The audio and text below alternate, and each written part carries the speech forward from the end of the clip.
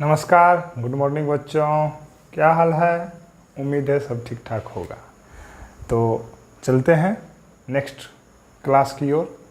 और class number 8, class number 7 में हम लोग पिछली क्लास में पढ़े थे श्रेणी क्रम समूहन, समांतर क्रम समूहन और उससे रिलेटेड क्वेश्चंस को देखे थे।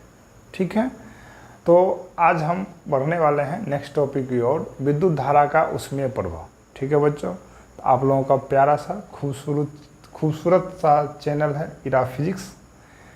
ठीक है, तो इसमें आज हम लोग नेक्स्ट टॉपिक की ओर बढ़ रहे हैं जिसका नाम है विद्युत धारा का उसमें प्रभाव, heating effect of electric current. ठीक है बच्चों, तो heating effect of electric current क्या होता है, विद्युत धारा का उसमें प्रभाव क्या होता है, इस चीज़ को पहले हम लोग समझने का कोशिश करते हैं। ठीक, तो हम लोग देखते हैं अपने दैनिक जीवन में देखते हैं कि जब भी हम लोग किसी भी चालक से विद्युत धारा का प्रवाह करते हैं, ठीक, तो जब ज़्यादा देर तक विद्युत धारा का प्रवाह होता है तो हम देखते हैं कि वो चालक क्या हो जाता है, गर्म हो जाता है। ठीक, तो हो क्या रहा है, जब किसी भी चालक में हम लोग ज़्यादा देर तक या लंबे समय तक विद्युत धारा का प्रवाह कर रहे हैं तो वो चालक क्या हो जा रहा है, गर्म हो जा रहा है। इसका मतलब ये हो रहा है कि विद्युत ऊर्जा का उष्मा ऊर्जा में क्या हो रहा है, रूपांतरण हो रहा है। ठीक, तो इसी घटना को हम लोग क्या कहते हैं, विद्युत धारा का ऊष्मीय प्रभाव। समझ में आ रहा है बच्चों? कहने का ये मतलब है कि जब भी किसी चालक में हम लोग धारा प्रवाह करते हैं तो वो धारा किस में कन्वर्ट हो जाता है, तो उसमें ऊर्जा के रूप में कन्वर्ट हो जाता है। ठीक है, तो उसी को हम लोग बोलते हैं विद्युत धारा का उसमें प्रभाव। तो ये होता क्यों है, तो हम लोग पिछली क्लास में चर्चा किए थे जितने भी चालक हैं प्रत्येक चालक में प्रतिरोध है, और धारा जब चालक में चलती है तो उसको प्रतिरोध के विरुद्ध क्या करना पड़ता है, कार्य करना पड़ता है।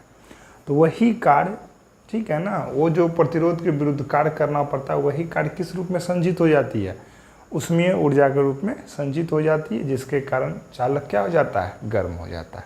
ठीक है बच्चों, तो बढ़ते हैं अपना प्यारा सा खूबसूरत चैनल इरा फिजिक्स। ठीक है, उस पर नेक्स्ट वीडियो हम लोग देख रहे हैं विद्युत धारा का उसमें प्रभाव, और इसी उम्मीद के साथ हम लोग आगे बढ़ रहे हैं कि आप लोग रिवीजन कर रहे होंगे। ठीक, तो रिवीजन अच्छी तरीके से कीजिए और नेक्स्ट वीडियो को लाइक्स कीजिए, सब्सक्राइब कीजिए चैनल को, और बच्चों के बीच शेयर भी किया कीजिए। ठीक है, विद्युत धारा का उसमें प्रभाव। ठीक है बच्चों, क्या होता है, heating effect of electric current, heating effect of electric current. ठीक, heating effect of electric current. तो इसमें हम लिखते हैं जब पूछे, यदि इससे क्या होता है रिलेटेड परिभाषा पूछे तो आप इसको आराम से लिख सकते हैं। ठीक है, जब किसी चालक से विद्युत धारा प्रवाहित की जाती है,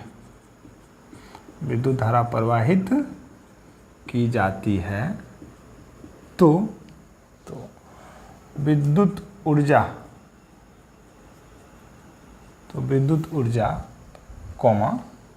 उष्मीय ऊर्जा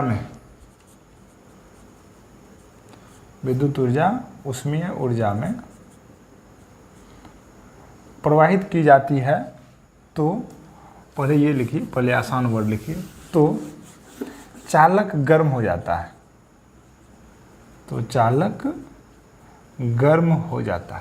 ठीक है ना, चालक गर्म हो जाता है। तो गर्म क्यों हो जाता है, अर्थात विद्युत ऊर्जा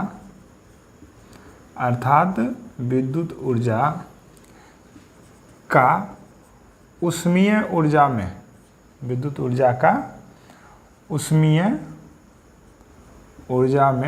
रूपांतरण हो जाता है। विद्युत ऊर्जा का उसमें ऊर्जा में रूपांतरण हो जाता है। तो बच्चों उम्मीद है यहाँ तक समझ में आ गया होगा। ठीक है, क्यों गर्म होता है, विद्युत ऊर्जा उसमें ऊर्जा में क्या हो जाता है, रूपांतरित हो जाता है। तो कैसे रूपांतरित हो जाता है, चालक के प्रतिरोध के विरुद्ध जो कार्य करना पड़ता है उसी के कारण, है कि नहीं है? लिखते हैं, लिखें,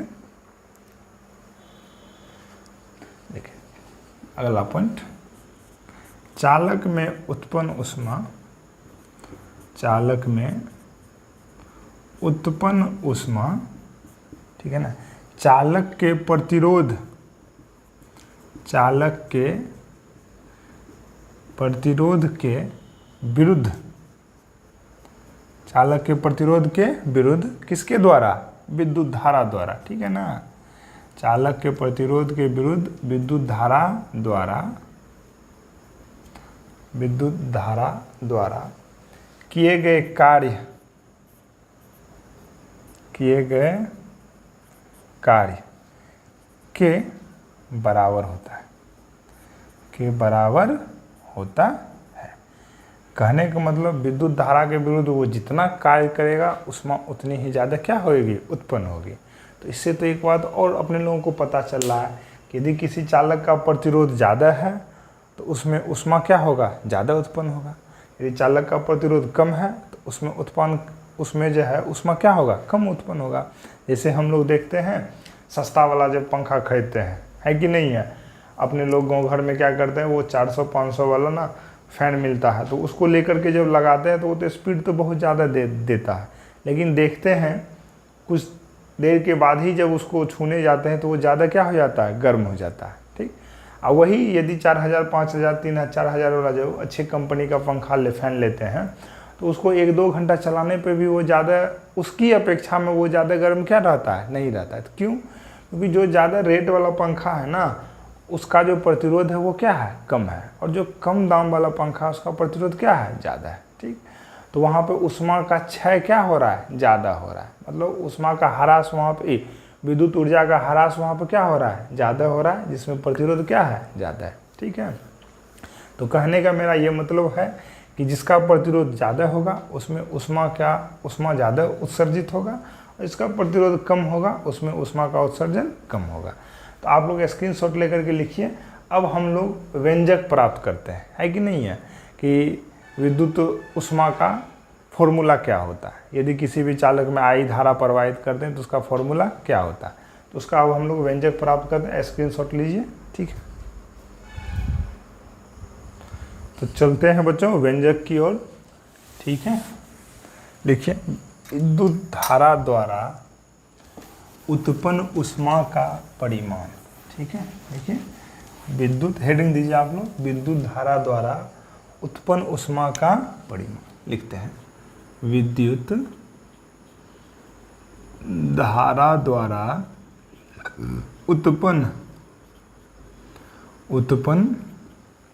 ऊष्मा का परिमाण, ठीक है।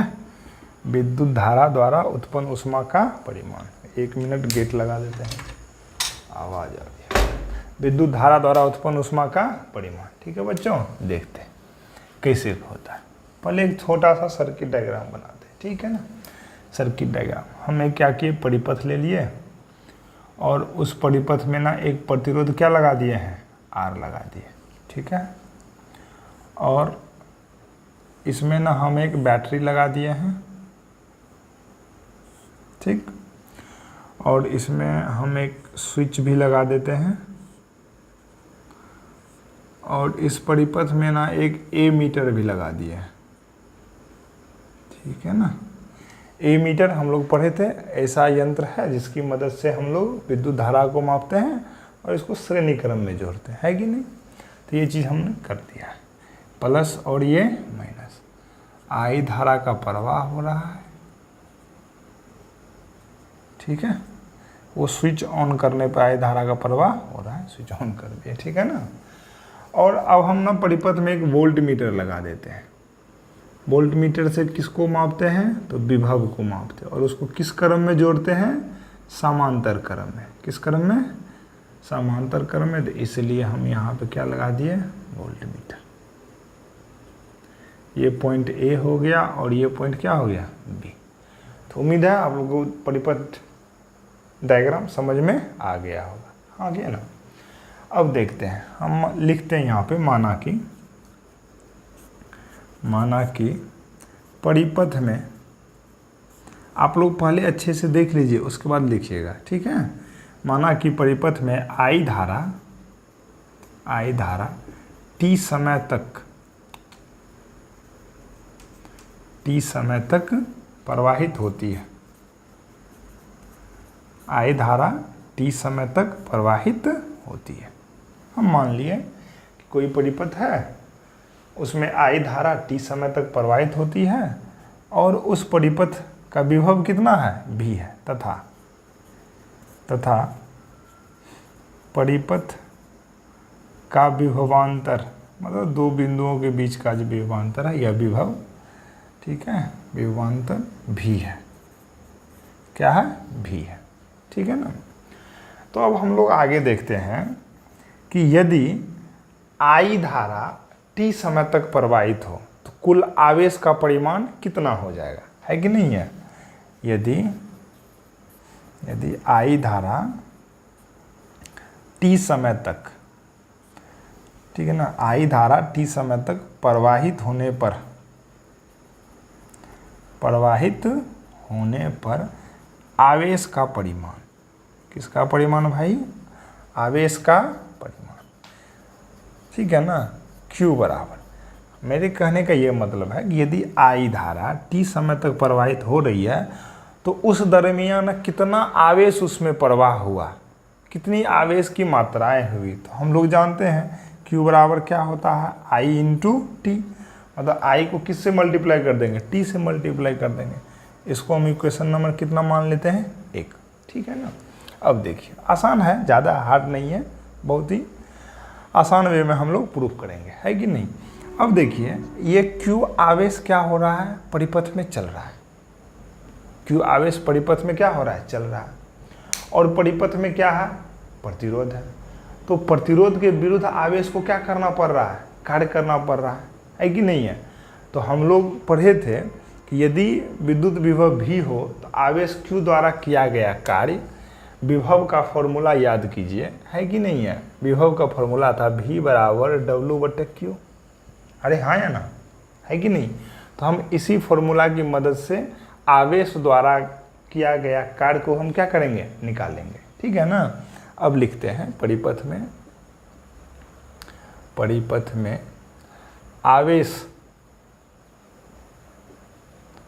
आवेश द्वारा किया गया कार्य, आवेश द्वारा किया गया कार्य, ठीक है ना। तो किया गया कार्य क्या हो जाएगा, चूंकि V बराबर W/Q, यदि विभव V है तो W बराबर क्या हो जाएगा, Q/V। परिपथ में आवेश द्वारा विभव V के विरुद्ध किया गया कार्य, विभव V के विरुद्ध, ठीक है ना। नहीं छोड़िए, इतना लंबा नहीं करना, द्वारा किया गया कार्य W बराबर कितना, Q इंटू V। W बराबर क्या हो जाएगा, बोलिए, Q इंटू V, ठीक है। लेकिन इक्वेशन 1 से हम लोग देखते हैं, इक्वेशन 1 से Q का मान कितना निकला हुआ है, I इंटू टी। W बराबर क्या आ जाएगा, I into T into V। कोई दिक्कत समझने में नहीं, परंतु ओम के नियम से अच्छे से देखिएगा। अब क्या लिखते हैं यहाँ पे, ओम के नियम से, ओम के नियम से, ठीक है। ओम का नियम क्या बोलता है, V बराबर क्या होता है, I इंटू आर। तो इस V का वैल्यू यहाँ पे हम लोग रखते हैं, है कि नहीं।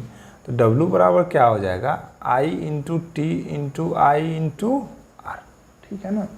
तो W बराबर क्या हो जाएगा, I और I को मल्टीप्लाई कर देंगे तो कितना हो जाएगा, I² R इंटू टी। ये हो गया कार्य, ये क्या हो गया, कार्य, ठीक है ना।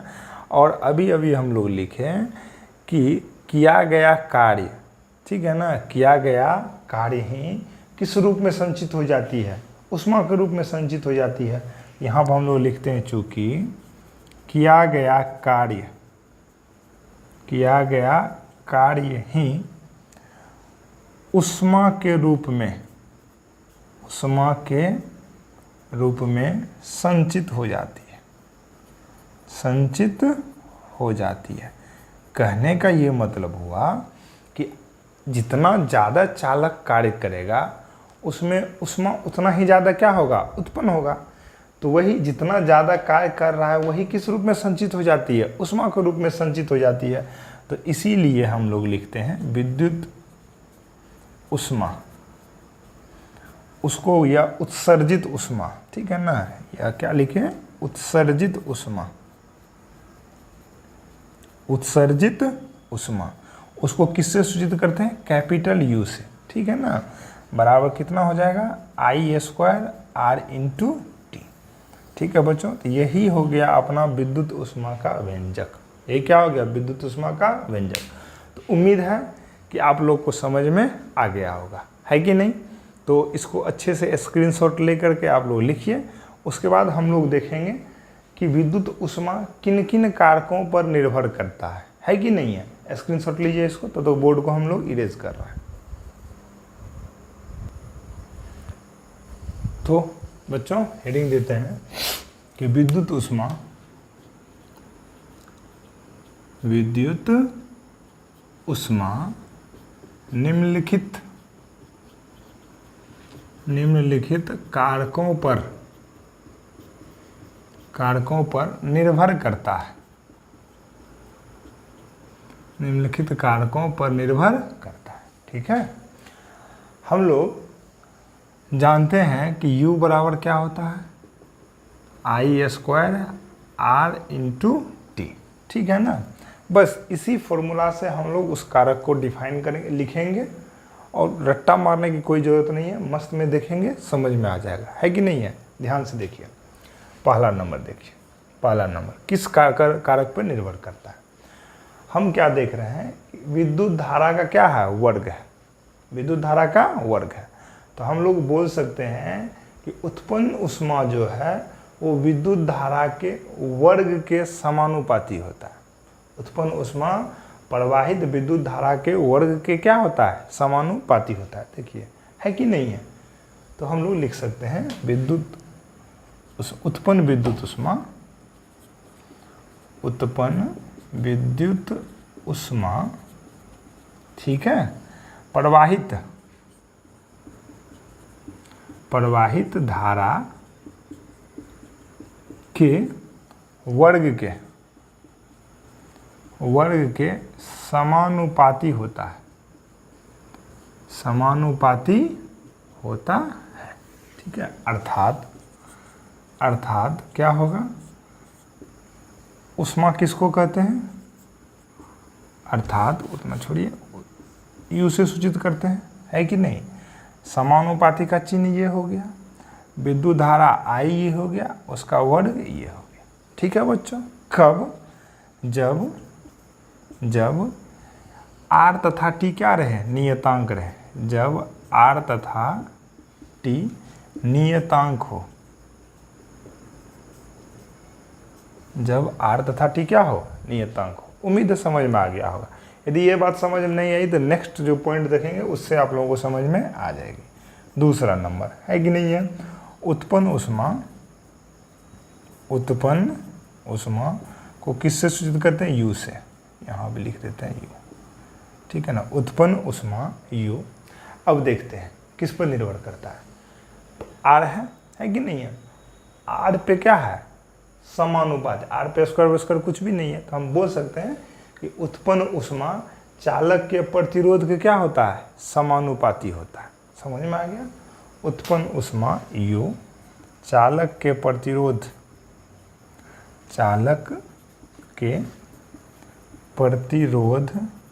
के समानुपाती होता है, चालक के प्रतिरोध के समानुपाती होता है।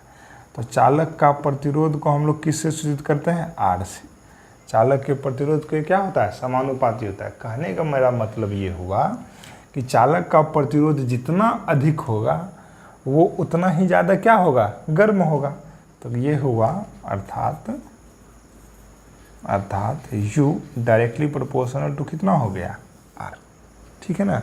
मतलब ये किसका चिन्ह है, समानुपाती का। विद्युत ऊष्मा प्रतिरोध के समानुपाती होता है, ठीक है। एक एक पॉइंट्स का ये क्या हो गया, मतलब हो गया। तीसरा नंबर देखते हैं अब। अच्छा, ये कब होगा, जब क्या हो जाए, जब आर को छोड़ के बाकी दोनों क्या हो जाए, नियतांक हो जाए, मतलब कांस्टेंट हो जाए। मतलब आई भी नियतांक है और टी भी क्या है, नियतांक है, मतलब दोनों का मान बदल नहीं रहा है। जब आई तथा टी का मान क्या हो भाई, नियतांक हो। जब आई तथा टी का मान क्या हो, नियतांक। तीसरा नंबर देखते हैं कि वही बात लिखिएगा, उत्पन्न ऊष्मा U, ठीक है ना, उत्पन्न ऊष्मा U, उत्पन्न ऊष्मा U किसके, I हो गया, R हो गया। अब समय के क्या होगा, समानुपाती होगा। कहने का ये मतलब है कि आप किसी चालक में जितने लंबे समय तक धारा का प्रवाह कीजिएगा वो उतना ज़्यादा क्या होगा, गर्म होगा। सिंपल सी बात है। तो उसी बात को हम लोग लिख रहे हैं कि उत्पन्न ऊष्मा U, ठीक है ना, समय के समानुपाती होता है, समानुपाती होता है। कहने का ये मतलब हुआ कि U directly proportional to T, मतलब विद्युत ऊष्मा समय के समानुपाती होता है। कब, जब किसका मान नियतांक हो, जब विद्युत धारा I तथा प्रतिरोध का मान क्या हो, निश्चित हो। जब I तथा R का मान, जब I तथा R का मान क्या हो, नियतांक हो या निश्चित हो, नियतांक हो या क्या हो, निश्चित हो। समझ में आ रहा है बच्चों। कहने का मतलब जब ये सब कांस्टेंट रहेगा तो जितने लंबे समय तक हम लोग प्रवाहित करेंगे उतना ज़्यादा क्या होगा, ऊष्मा उत्पन्न होगा। ठीक, तो उम्मीद है कि किन किन कारकों पर निर्भर करता है विद्युत ऊष्मा से रिलेटेड हर एक बात आपको समझ में आ गया होगा। हाँ, एक और छोटी सी बातें छूट रही है कि विद्युत ऊष्मा का एसआई मात्रक, ठीक है ना, विद्युत ऊष्मा का एसआई मात्रक। तो ऊष्मा का एसआई मात्रक जो होता है ना वो जूल ही होता है, ठीक है। क्या होता है, जूल ही होता है। उसको किससे सूचित करते हैं अपने लोग, जे से सूचित करते हैं, है कि नहीं है। और सीजीएस पद्धति में एसआई मात्रक क्या होता है, कैलोरी होता है। क्या होता है, कैलोरी। ठीक, तो 1 कैलोरी बराबर होता है शायद 4.2 जूल होता है। ठीक है बच्चों, तो ये बातें आप लोग लिख लीजिएगा, ये आपको ऑब्जेक्टिव में काम देगा, है कि नहीं। कि विद्युत ऊष्मा का एसआई मात्रक क्या होता है, जूल होता है। और सीजीएस पद्धति में मात्रक क्या होता है, कैलोरी होता है। और 1 कैलोरी का मान कितना होता है, 4.2 जूल होता है। ठीक है, तो उम्मीद है कि विद्युत ऊष्मा से रिलेटेड सारा पॉइंट्स आपको समझ में आ गया होगा। तो तुरंत में हम इस वीडियो को एंड करके और नेक्स्ट वीडियो ये कर रहे हैं, बना रहे हैं। और उसमें हम लोग ला रहे हैं विद्युत शक्ति। क्या ला रहे हैं उसमें भाई, विद्युत शक्ति। ठीक है बच्चों, तो आप लोग रिवीजन करते रहिए, पढ़ते रहिए और अच्छे से मेहनत करिए, है कि नहीं है। मेहनत कीजिएगा तो आगे सफलता मिलेगी, और सफलता मिलेगी तो लाइफ थोड़ा क्या रहेगा, आसान लगेगा। ठीक है बच्चों, नमस्कार, देखते हैं नेक्स्ट वीडियो।